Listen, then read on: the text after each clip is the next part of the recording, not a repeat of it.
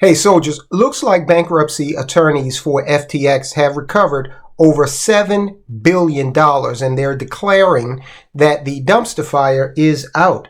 The dumpster fire, of course, that was allegedly started by Sam Bankman-Fried and his merry band of cohorts who were at the helm over at FTX initially. But we're learning that this company could be starting back up, believe it or not. Now, I want you to let me know in the comments, is FTX a crypto exchange that you would do business with? And if you're like me and you really don't dabble in crypto, I want you to let me know whether or not you would do business with any financial institution that has been accused of the type of things that the management at FTX was accused of. Do you see it as just a management issue, and now that they're gone and being prosecuted, FTX can stand alone and maybe, rise from the ashes of this occasion? Or do you just think that the company is tainted and will always have that stigma and you don't want your money to come near it? I'm very interested in your opinion on that. Before we go through this, I do want to ask you to go ahead and enlist, become a soldier of finance. We are getting more and more recruits every single day. They turn from recruits into full-fledged soldiers in mere minutes, okay? Seconds even. You press the subscribe button and you are a soldier of finance. Let me know you did it in the comments and I will salute you. Salute to all the soldiers of finance. And listen, whether you are here as a soldier, whether you're considering signing up, I want you to hit the thumbs up. And I want you to do that for a very important reason. That thumbs up tells the YouTube algorithm that this is content that you have voted on that other people should consume. So hit that thumbs up and let the YouTube algorithm and the world know about our message here of financial independence. All right, so FTX, is it rising from the ashes? Bankrupt crypto exchange. And look, let me stop right there. Bankruptcy. I've always marveled at the stigma that bankruptcy has when individuals need to declare it. But when a big company does it and they can come out of it, they call it reorganization, okay? Commonly, businesses and wealthy people say, I'm reorganizing, okay? Financially, it's no big deal. Is this something that you think that, this stigma has been placed on the working class to get them to, adhere to a set of economic rules that the wealthy do not necessarily feel the obligation to adhere to? Just an aside. Anyway, bankrupt crypto exchange FTX has recovered over $7.3 billion in cash and liquid crypto assets, an increase of more than 800 million since January. So they're proceeding at a pretty good clip here.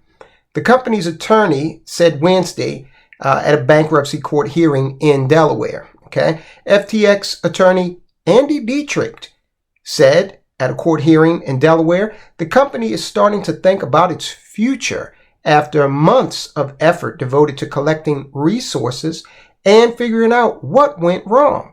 Under the leadership of indicted ex-founder, well, he's not the ex-founder, he did found it. So let's just call him a founder. That's a reality. Under indicted founder Sam Bankman-Fried. Bankman-Fried has pleaded not guilty. The situation is stabilized and the dumpster fire is out, Dietrich said. FTX has benefited from a recent rise in crypto prices. Dietrich said its total recovery would be valued at $6.2 billion based on crypto prices from November of 2022. When it filed for bankruptcy, after traders pulled $6 billion from the platform in 3 days, and rival exchange Binance abandoned a rescue deal. So it looks like those attorneys over there have really righted the ship. Okay, now it looks like people are going to be made whole. Look at the, contrast this with what happened with SVB, the bank, and Signature Bank. Now, the government stepped in and it bailed those banks out. It went above and beyond for those banks and said, hey, forget the $250,000 FDIC insurance. We're making everyone whole. Yeah. What is it, Roku? You got $500 million in there? Fine. No worries. The government will take care of that. And listen, when the government did that, of course, we had to generate more money out of thin air. And that is inflationary. Okay? Don't forget that. So we have the situation where those banks were bailed out. And you can make an argument that those banks were bailed out because of the clientele that they had and the type of investors that they had, really closely linked, many of them, to the administration. And then you saw Janet Yellen come out and clearly say that she really wasn't concerned about bailing everybody out. This was going to be on a case-by-case basis. And you can rest assured those cases will be based on whether or not, you've got the influence or someone. The podunk bank in the middle of nowhere, it's not happening. So you saw that. And it's not going to happen to these crypto exchanges. They had to go in and they had to actually recover this money by brute force. The bankruptcy attorneys had to come in and make that happen, do the forensics, and ferret everything out.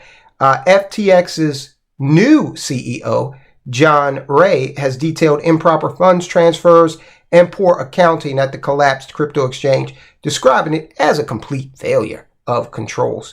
As it looks to the future, FTX is negotiating with stakeholders about options for restarting its crypto exchange, and it may make a decision on that in the current quarter. So pretty soon here, they may have some details on whether or not it's going to start back up.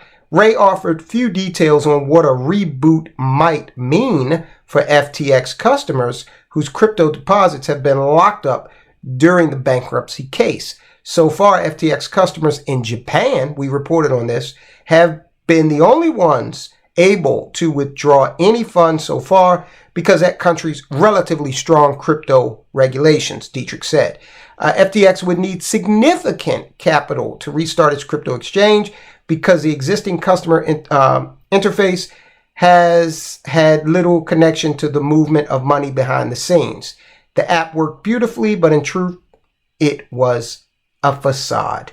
Okay, so looks like they were running a little Potemkin village there on some of their technology, while allegedly Sam Bankman-Fried went out and lived lavishly on customer funds. It is not clear whether FTX should use its own funds to restart the exchange rather than using the money to repay customers. Now, I would come down on the side of they need to repay those customers first. And hopefully that is what they'll do.